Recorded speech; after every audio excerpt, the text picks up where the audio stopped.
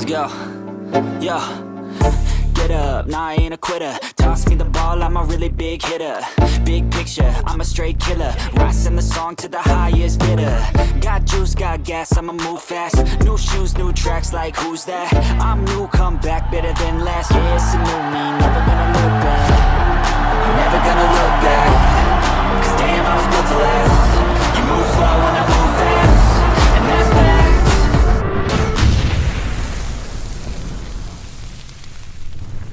What's going on, everybody? Thank you very much for tuning in tonight. You got your man, the Bishop, in the house. We got Mr. D Nice, my co-host. Special guest in the house. We have Mr. Larry Hawley in the house, you guys. Main topic tonight is, of course, going to be about Mr. Kevin Warren and the interview that he had regarding the stadium. But I think we might have some short clips. If we can get tracks to go ahead and put those clips up for us, please, that'd be great. Here's your Kevin Warren press conference. About the stadium project, because with the support and guidance of the McCaskey family, this will be more than a building where people will come and watch sporting events and concerts, and to amplify the community. And I've said it publicly before. I want this to be a place, and not only the place, but the impetus to help young people to be able to go to school, to help veterans. You know, there are things that we can do with the partners that will be involved. So I have faith in our political leaders, and I think at the appropriate time, that's why these next 3 to 6 months are critically important, that we'll be able to figure out the right thing to do for the Chicagoland area and the state of Illinois. One of the initial obstacles in Arlington Heights were the tax dynamics. Yes. Well, one, we were able to, thanks for asking that question, get a memorandum of understanding with the school board and the political officials. We still have a long way to go. I mean, I think the biggest things at Arlington Heights, any location for the stadium, will always be tax certainty. That's critically important. We are always focus on being great corporate citizens. We want to pay taxes. We just want to make sure that they're rational and reasonable, and they're not exorbitant, and they're not raised at some point in time in the future. But we're working on and making sure that we can get long-term certainty. The other thing on all these stadium projects, the Michael Reese site, and we haven't received a formal financial package on that, but especially Arlington Heights, is the infrastructure. And one thing to be clear about, we're not looking for any public subsidies from a stadium construction standpoint. Where we need assistance would be from an infrastructure standpoint, and that's just roads and sewers and highways and transportation, back to not only the fan experience but the surrounding communities, to make sure from an infrastructure standpoint. So those are our two main focuses. So we've made some progress with Arlington Heights on the taxes, but we still have something to figure out from that standpoint. In London, George had mentioned, and the couple of dates I want to reference with this, there was a veto session in November, a lame duck session in January, and then a spring session where you would need to have some enabling legislation in order for the museum campus project to move forward. Do you anticipate that you will get that sort of legislation to work in the Bears' favor from the state in this spring session, or is that all up in the air? No, I think George was exactly right. I mean, until it's done, it's not done. And so, we still have a couple months, in the session. I know they're working hard in Springfield. So what George said in London still holds true. And we're working with our internal leaders from a political standpoint to see what that actually means. I think as we enter this second quarter, we'll have more clarity. We have a new president, President Trump, getting settled in the White House, and then we have local leaders, and the way that it works, even like I said, having our new mayor in Arlington Heights. So I still feel confident that we'll have positive communication, and the second quarter is going to be critically important. And here's our Ryan Poles interview. Two trades and the free agency moves. Did you feel like you hit it on the sweet spot, like you really nailed it? I did, and we did. Planning that, and just really looking at free agency and not knowing the trades that were going to pop up, and even in Grady's situation, knowing that he was going to be available. We knew that we could make some improvements. We didn't know how many we would hit on, just for how unpredictable free agency is. But for free agency to go the way that we wanted, to get Drew, who we felt really strong about through our process, to then add a Joe and Jonah to the mix, who both Ben and I have a relationship with, and we know what they're made of and what they're built like, and their leadership skills and really their overall skills. That made us feel even better, when we're trying to solidify this line. So we feel good about it. I had a chance to talk with Ben yesterday, and he really wears his emotions on his sleeve. Yeah. Okay, he doesn't hide anything. So Right. when he was talking about you and Ian and Trey and Jeff, Yep. man, this guy was just beaming. Yep. What have you learned about him the last 2.5 months? I would say how competitive he is. He is highly competitive, and I love that. And he brings just a lot of energy to the building. Always enthusiastic, always looking to, find ways to create an edge for a football team. And that excitement, really gets into our draft room, which is where we do free agency too. And we are actively searching to give, this staff everything that they need to be successful. So that energy and that competitive attitude that he brings has been really, really nice for the entire building. He's really involved on player acquisitions for both sides of the football, right? Not just offense. Yeah, no, and that's the beautiful thing about our group. Ben sees the game really well on both sides of the ball, and then even having DA, we had a kind of a session going through some draft picks and some draft prospects. DA just having been a head coach, being able to work both sides as well, along with special teams and understand the value there.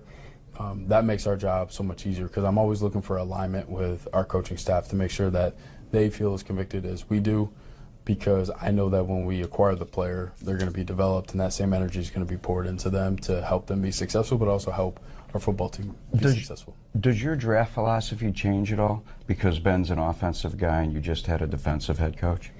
No, I wouldn't say so. We're looking, you take into consideration the scheme. Maybe there's challenges of the scheme. Is it, a little bit more complex? So, guys that learn well, learn fast. Is that, football intelligence, is that going to be more of a premium for us? So we'll kind of prioritize based on what we're running, how we're running it, and that part's important. And just like, for DA's defensive scheme, if it's more man, we're going to need more speed, more length, more rush. So, we always factor those things into the process. I love you because, you care about people. Yep. It's not just a business. We all go through tough times in life. Yep. And we're defined by the way we pull ourselves back. Yep. And you went through a tough time last year, Mm-hmm. 5-12. What did you learn about yourself, and how are you a better person, not general manager, Yep. better person today than you were when I talked to you last year at this time? Yeah, I think there's so many learning lessons when you go through adversity. But I think the key part, and it's a place where I feel like I've really grown and do a pretty good job of, is just self-evaluate. Be able to say, things didn't work out the way that we wanted to. Why? Because I don't want to ever repeat mistakes. I want to learn from them. And sometimes the intentions of what you did was right. The results just didn't play the way they were supposed to play out. So I think just looking in the mirror, having open discussions with my staff in terms of where we can improve. In terms of the kind of the human side of things, that's always just been a part of me and how I was raised. I think it's a little bit of the old line mentality too. It's about the group. It's not about one individual. So those are kind of the key things I've always leaned into. But after this year, really had a good opportunity to kind of get away, kind of quiet the noise, and really kind of journal out the things that had happened, the good things, because there are a lot of good things, and then also look at the places where we struggled and learn from those to make sure that, mistakes aren't repeated and that we're grown as a football team and really as an entire organization. In regards to the draft, is it easier for you to prepare for the draft knowing that you can get the best player available opposed to drafting for a need? Yeah, anytime you feel kind of pigeonholed to a certain thing, I think you really don't take advantage of the draft, because I think every year is different. There's going to be unique talent that presents itself, and if you can position yourself to to select a player that you believe moves the needle for your football team, both short term and long term. You want to be able to do that, and being able to set up free agency and some of these trades. I feel like the base of our roster is in a good spot where we can go in the draft and take the best available. Kevin Warren's interview regarding the stadium. There's been, talk on whether it's going to be in Arlington Heights, whether it's going to be downtown Chicago, the stadium, but more importantly, um, my question, and I'm gonna present this to both you guys. One, where do you think the stadium would end up being built? But more importantly, why do you think it's going to be built where you are projecting it to be built?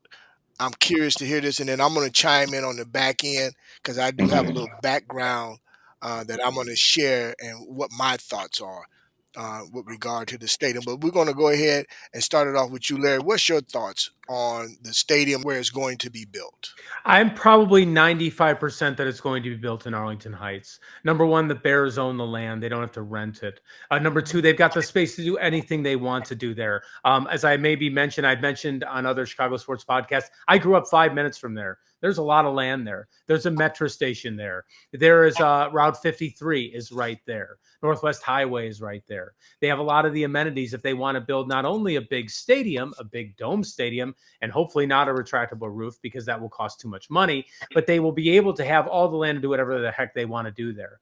And to be fair with you, I grew up around there. It would really help my hometown of Rolling Meadows if they were there because it's right next to Arlington Heights. And as much as I would love to see the team stay in Chicago, because you're a part of it, the team in Chicago, there's that nostalgia there, the same nostalgia you would have for playing outdoors. But if the Bears want to have a really world-class venue, those venues are going indoors now. You don't, as much as I'm an old-fashioned sports of a certain age kind of guy, you don't ignore reality. You've got to go inside. And, we were talking about this, Bishop, before we came on here. It's going to be hard to build it somewhere in Chicago because there isn't a lot of room. You're really tight there at Soldier Field, with the lakefront, and you've got Lakeshore Drive. The Michael Reese Hospital site presents a lot of issues when it comes to space, even though for me, I think if you're going to build it in Chicago, that's the place to do it. Arlington Heights makes too much sense. They own the land. They've got all the room to go. There's plenty of ways to get there by transportation. I just don't see the Bears, if they build a new stadium, which it sure looks like they're going to do, will not do it in Arlington Heights. Larry, you're reading my mind. You read my mind. On top of the fact, the Bears have dropped this tremendous bag on this location, and there's no sense of dropping all that money down and not acting on your plan. I want to give a tremendous shout out to the people that comes up with the concepts and the pictures for this stadium because it is beautiful. I mean, it's up to date. Because that's another thing that we had to get up to date on. We had to catch up with the rest of the league on. We've got rid of the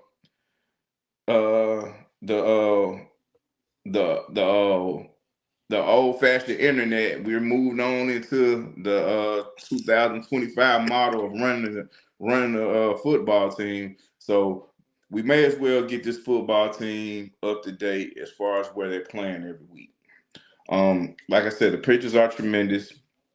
And listen, Soldier Field is owned by the city of Chicago, not the Chicago Bears. Okay. The Bears don't have a whole lot of say-so what goes on in this stadium. Far as they try. The city of Chicago tries to fix the grass and do all that, but you got all this other stuff going on in the stadium. And the Bears, they should be priority one, but unfortunately, I don't think they are. I think what happens in the city is the priority over the actual team that plays in there. You know what I mean? But I'm not one for the dome, but it makes too much sense for it not to because there's other events that go on, like soccer and everything. It's just too much. It's just too many other ways to retain revenue or accumulate revenue with this stadium being built, and it all can go to the Bears. You know, they can share some with Arlington Heights. You know what I'm saying? I'm sure they will, but the most of it goes to the Bears. Like you said, the metro, the train, the transit is there. You know, I looked at the plan. You have all these places for parking, restaurants. It just makes too much sense. You know, and you know, I'm going to miss those games where it's snowing and you know it's real nasty out there. But you know, I'll go for a retractable roof, but if it's gonna cost a lot of money, then we probably won't happen. Yeah, no, and you know, this is my take, fellas. And for those who don't know, I have a background in real estate. Um, there's a couple of reasons why I think Arlington Heights will be that the new location for the Chicago Bears stadium, but more importantly, I think it makes absolute sense when you talk about dollars and cents. And when I talk about dollars and cents, I really want to put the focus on the organization and what a complex like this could mean to the organization in terms of being able to sign free agents, being able to extend and sign their own free agents down the road, but more importantly, be able to attract the type of free agents to come and play for the Chicago Bears. But more importantly, let's talk about revenue for the organization. With a with a state of the art stadium, according to the renditions that I've seen, as you and to piggyback on what you just mentioned, D Nice is amazing, state of the art. Mm. Won't There won't be a stadium like it, and I think that bodes well and is needed in the NFL right now for Chicago to be one of the primary. If I'm gonna put it out there, we are the historical team when it comes to the NFL, and we should have that stadium that everybody marvels about, and it should be the talk of the NFL. I think that as a city, Chicago as well as Arlington Heights, I think both cities are going to be able to benefit from having the stadium out there, but more importantly, what can be around the stadium. I want everybody that's listening to the show to think about this. Not only are we talking Hmm. about a stadium, we're talking about hotels. We're talking about condos that can be built so you have individuals that's living near the stadium. But more importantly, restaurants. Um, as well as if you have a covered stadium, doesn't have to have a retractable dome, just a covered stadium. Outside of the football season, the other different events that can be held, that can be hosted there, that can bring revenue to the team, to the organization, which allows the organization to be able to leverage themselves in a way where they have the revenue, the actual capital to be able to sign big name free agents as well as sign their own free agents. It just makes absolute business sense. Now, don't get me wrong. Born and raised in Chicago myself, if it was plausible, absolutely, I would love to see a new stadium be built downtown Chicago. But although I've been in Texas now 18 and a half years, I come back frequently. I have driven along Lakeshore Drive, and I'm here to tell everybody we are landlocked. Can a stadium go there? Yeah, but then let's talk about can they find some place to put a stadium? Yeah, but how big is that stadium really going to be? But more importantly, my biggest concern is transportation and parking. We got to get rid of the days, and trust me, I've been one of those who have parked blocks and blocks away from Soldier Field and had to walk in the inclement weather to get to the stadium. There's no need for that, guys. There's no Yeah. need for it. And the fact that and D Nice, you said it best. They dropped a bag to get Arlington Heights, to get the racetrack. So why would you not?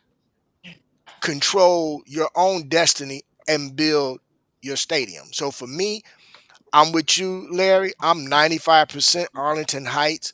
It will have to take I think some miracle for them to work out a way to actually put it downtown Chicago and provide the necessary parking for it to really, to me, really work. And when I speak about the parking, I'm speaking about I'm looking out for the fans. They want to be able to not have to truck it through snow, rain, you know, long distances to get to the stadium. Yeah, if you park in a parking lot, regardless of where it's going to be at, yeah, you're going to have to deal with the weather to get to the stadium.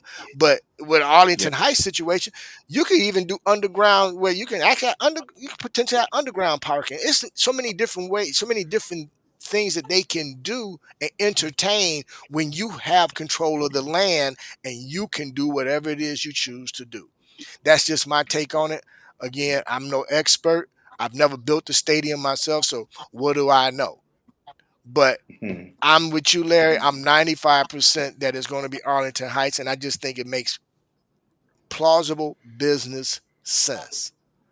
Yeah. But I mean, we can continue on with it because I'm Mhm. I'm really kind of I'm really kind of over all the different Yeah. interviews with talk about the stadium at this point. Yeah. Let's call it what it is. Let's say where it's going to go, and let's put the focus on that. So that way now we can focus on the team and we can do what we need to do, which is win some football games. What you Mhm. guys think? Yeah, this has become a power struggle between the Bears and the city of Chicago. But I'm here to tell the city of Chicago, you guys had your chance.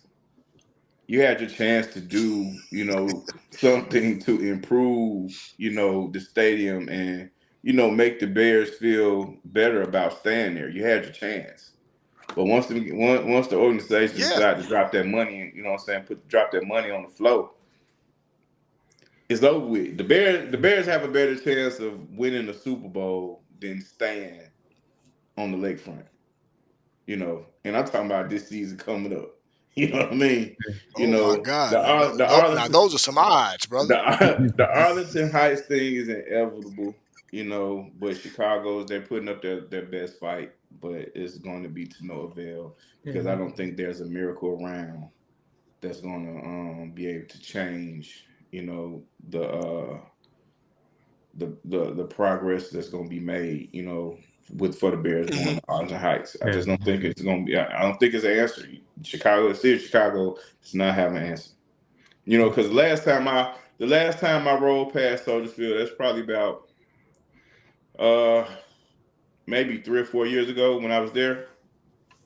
But it just blends in with the rest of what's going on. It doesn't even stand out anymore. When I was a kid, I used to go by there. It used to Right. stand out, but it doesn't even stand out Yeah. anymore, and that's unfortunate.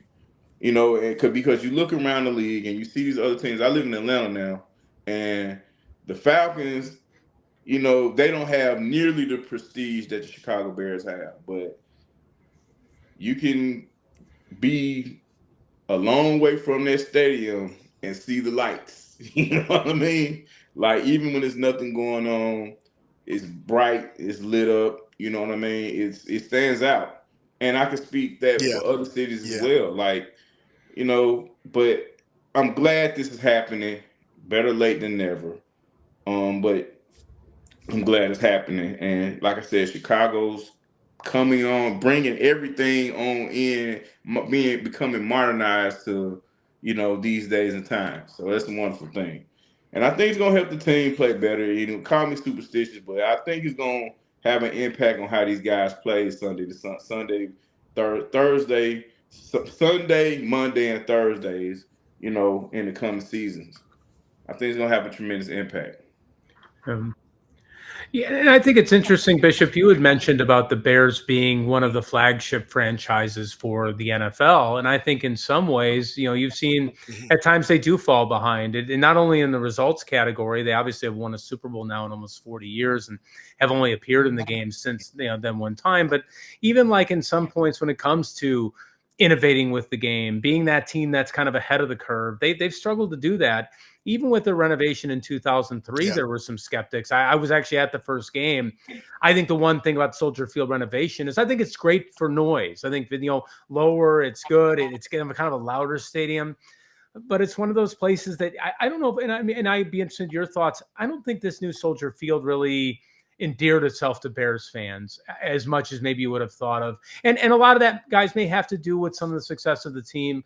I would say in that stretch since they've had the stadium, you had the Lovey years where you had some really good success early, but it's been, I would say hit and miss is the positive way to say that ever since then.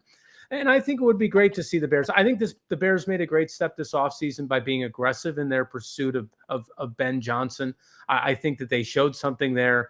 In some ways, I think their decisiveness, and I know it's hard because I was a big Justin Fields fan, their decisiveness in making that selection with Caleb Williams. There's some things I've liked what they've done with the franchise to try to move this into a modern era. I think Kevin Warren's tried to do that. And I think the stadium pursuit and even trying to rebuild relations with Chicago, which Kevin Warren has done with new Mayor Brandon Johnson, with Lori and they fought, they did not have a good relation, when it came to the Bears, and that deteriorated, I think, through the years. Don't mean to go on too long here, but I think that is interesting that you mentioned that the Bears being a flagship franchise for the NFL. And now you're making moves to represent that, because I think Green Bay has done that at times and the Bears have not. And now I think you're seeing the Bears make those moves. And I think this stadium would be a big way in doing that, establishing the Bears as that blue blood power at the top of the league. And it's funny I that agree with you totally. Let me touch on something really quick, D Nice. You had mentioned about trying to rebuild relationships with the city of Chicago. The city of Chicago, or the Park District, as a landlord, did a disservice to the Chicago Bears organization, to the team. There was so many lower extremity injuries that took place for many seasons, and part of it is because of the surface. Nobody really knows this. I can tell you, I was there. I've seen it myself. We used to have sand underneath the Kentucky bluegrass. Sand. Now, we all know when sand gets cold, that's like falling on concrete. Mm-hmm. I never understood the reason for that. It took Matt Eberflus to request that they put Bermuda grass in, and I'm down here in Texas. That's the primary grass that we have down here. And one of the reasons, because the root system isn't very deep and it runs linear, but it's the type of grass that you rarely have any dead patches, because it grows this way before it grows this way. Okay. So I'm saying that because once they put in the Bermuda grass, if you guys really think about it, our lower extremity injuries decrease substantially underneath Eberflus. Now you can give a testament to the training team, the strength and conditioning and everything, but it's really, and I'm just gonna be honest, you give them some credit, but it really came down to the surface. Now in the new stadium, you can control your surface even better and put the type of surface that many of these stadiums have now, where it's almost like a cork underneath the surface, so it gives it breaks a little easier, to where it allows the joints to give. So I'm here to tell you, man, I think they need to go ahead and just, I get it. You want to try to preserve the relationship with Chicago and the Park District, but they didn't do the team any type of service by, and I hate saying this, but they wasn't the best landlord when it comes to we just talk about the surface. Now let's talk about, if we're going to talk about the fans, what about the restrooms and other things, other facilities within the stadium for the for those fans that was coming out spending their hard-earned money. I mean, come on, man. They didn't. They didn't give us much. So it's time. It's time. We're moving forward. We're a team now that has we have real management, we got real coaching, we have bona fide players now. So now the next thing is for us to have that stadium that shows that we are the monsters of the midway, but more importantly, that flagship team for the NFL, because we all know if Mr. McCaskey didn't write certain checks, there wouldn't be no NFL. So let's make sure before we go talking about America's team and all of that, this is America's team, because this is the team that kept the NFL alive. So, but I'm gonna let you guys go ahead and chime in on that as well. Piggyback off of what I said, but I didn't gave my 3 cents. I gave an extra penny. Well, I mean, what I was gonna say, I heard Larry mention Green Bay. Now, Green Bay has their stadium in the middle of these neighborhoods, and everything stops when when the Packers are playing, and all this whole other stuff. Now, the Packers team has had a whole bunch, way more success than we have over the last, 10 to 12 years. But Green Bay ain't Chicago, from a city standpoint. Green Bay is not Chicago. So just for the city of Chicago and the state of Illinois, we need something for our team. You know what I'm saying? We need something more up to date for our team to thrive in and be successful in. They can keep Lambeau Field the way it's looking, for the next 25 years. And I believe they would. You know what I'm saying? Because they're not a high maintenance town. It's not a high maintenance, like Wisconsin, I don't think is a high maintenance state. But Chicago, the city, is a high maintenance city. And you have to have the look, man. The look is important. The look is important. And I think players feel that way as well. Yeah. Oh yeah, aesthetics matter. Absolutely. Yeah, I agree. And it's interesting because as I kind of listened to this and I've thought about this, I love Chicago sports history. In many ways, this move is really, it's not like, since 2021 in the making. It's actually been in the making really since probably the early 70s. When the Bears had to move out of Wrigley Field, when the NFL regulations, I think it was the NFL regulations, they had to have a certain amount of capacity forced them to go ahead and leave Wrigley Field. And I think even one of the letters, and maybe I'll try to find it at some point, I think George Halas mentions to season ticket holders that Soldier Field was considered to be a temporary home for the Bears. And I know that the Bears had some overtures to go to Arlington Heights. They've had other places they've looked. I remember before the show, I was mentioning to you, Bishop, that the Bears looked at Gary, Indiana, something they call Planet Park.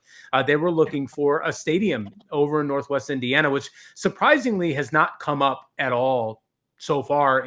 I thought maybe somebody I may be missing somebody. I thought someone from Northwest Indiana might come into the stadium debate and say, hey, why don't you build it here? We're in the metro. Gary does have an airport. So there's some stuff there. They might do that. But in many ways, we talk about something that people are like, oh, this is something this has really been in the works now for about a half a century. So I think that this is, while people will be sad, and I'm as traditionalist of anybody, this is progress the Bears have really been trying to do for a really, really, really, really, really long time.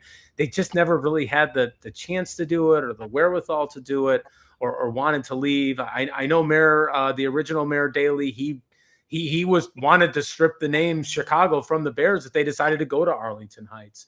So I think in perspective of looking at this Bears move shouldn't be this sad thing it's really progress for the Bears that they've been trying to do for a half a century. So I think while it would be sad for them to leave Chicago, I think being able to build a huge stadium, a state-of-the-art stadium, improve the look, the profile of your franchise, should be something that's celebrated. And I think the even being a little upset about leaving Chicago to have a stadium like this for all the benefits both of you have mentioned is fantastic. And frankly, it's a long time coming and way overdue. One other thing before we get off, I want to touch on Ryan Poles. I want to give Ryan Poles a quick shout out and give him some kudos. I love what he's been doing this off season. Um, he's definitely redeemed himself. And as he mentioned, there was some of course, some lessons learned on his first couple years as GM.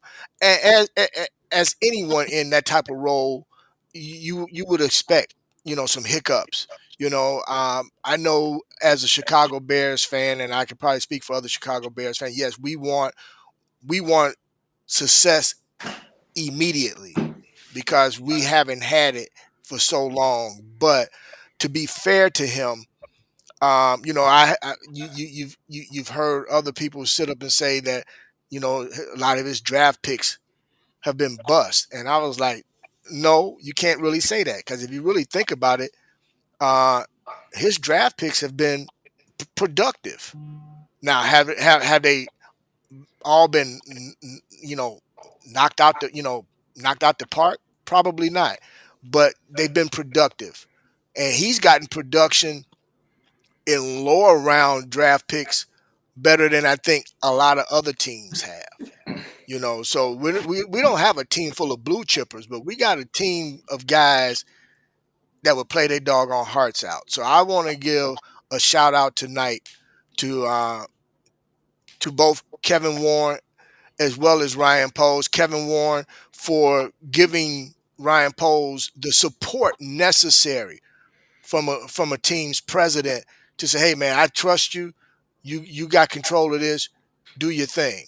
And the fact that they have the relationship where they can go in and sit down and bounce things off of one another, and come out of the room with a plan. That's a testament to Ryan Poles, but a big testament to Kevin Warren and who Kevin Warren is. And then with the recent hire of the new CFO, I think she's going to do amazing. And I think that was another very strategic hire for the advancement of the team with relations to this new stadium, but more importantly, with player acquisition and just the direction that they want this organization to move into in the upcoming future.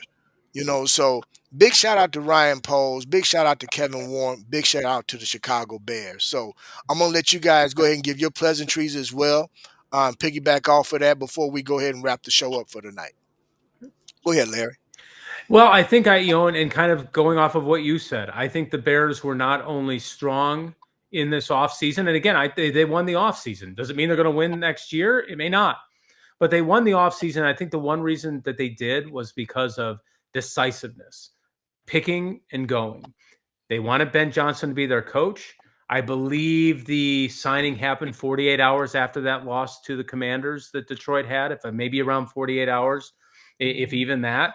I liked in free agency, they attacked their offensive line with Jackson, Dahlman. They made those signings very quickly. They attacked the offensive line, did everything that they wanted to do fast and quick. And they've attacked those problems that they had to have after a season that was very, very, very, very disappointing, and one that I think hurt a lot of people.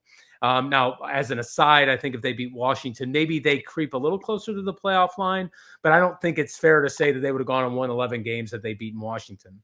I'm thinking maybe they went closer to maybe 7. But I like the fact that the Bears were not only successful in this offseason, but were decisive. And I think that that's a credit to Warren and really a credit to Ryan Poles, who a lot of people were trying to fire after his 3rd season and were really upset about it. So, great to them. And again, not only successful, but decisive. I want to double down on the shout out to Ryan Poles. I've been a Ryan Poles supporter, even through the tumultuous times of the end of the season last year. And when the season finally ended, I've always stayed a supporter of Poles because I just understand. I think if we put ourselves in his shoes, we all can relate to, kind of getting ahead of your skis a little bit, because you in your mind, you're confident in the moves you made because it looks good on paper, and it damn sure looks better than what I came into. And this is what Ryan Poles is thinking. You know what I'm saying? This situation looks tremendously better than what I stepped into when I first got here.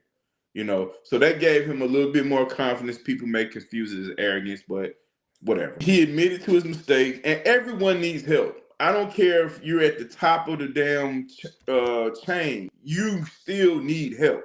You know, that's why you hire people around you, because they're there to help you see what you may not see. And Kevin Warren, you know, people was upset that Kevin Warren had to quote unquote hold Ryan Poe's hand through this process, but we still have to understand Poles is a young guy put in this situation. He didn't come in 45, 50 years old and blessed with this opportunity. He came in, I don't think he was 40 yet when he got the opportunity. You know, he's still a young guy. You know, this is his first job for one of the most prestigious franchises in the NFL. And, you know, he took what he learned from other people, but he's not a robot. He's a human being. So, of course, he's going to add elements of his own into what he's doing, which is something that anyone would do. You know, now, I've said this too. Chicago is the only franchise that they expect that any GM that comes in here to be perfect. You know, now, fall below the line, yeah, they had to go because we didn't see any progress. We seen things get, you know, steady decline. So, yeah, they had to go because let's not forget, Ryan Pace started out with a bang, you know, and he was GM of the year, if I'm not mistaken. Nagy was coach of the year. You know, we blamed everything on the field goal. But time tells on you sometimes. Time will tell you how good something or someone is.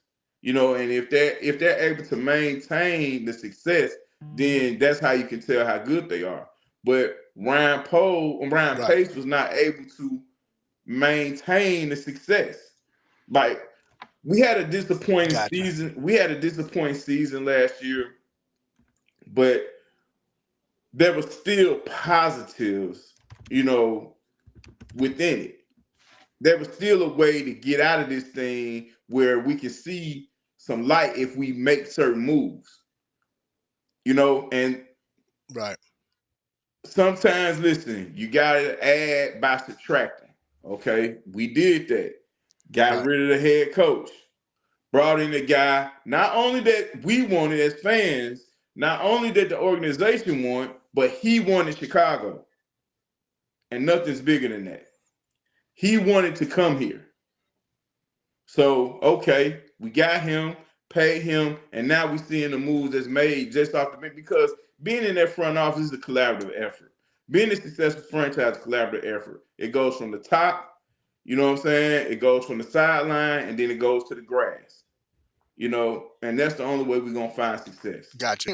I want everybody to know where they can find Larry, follow him.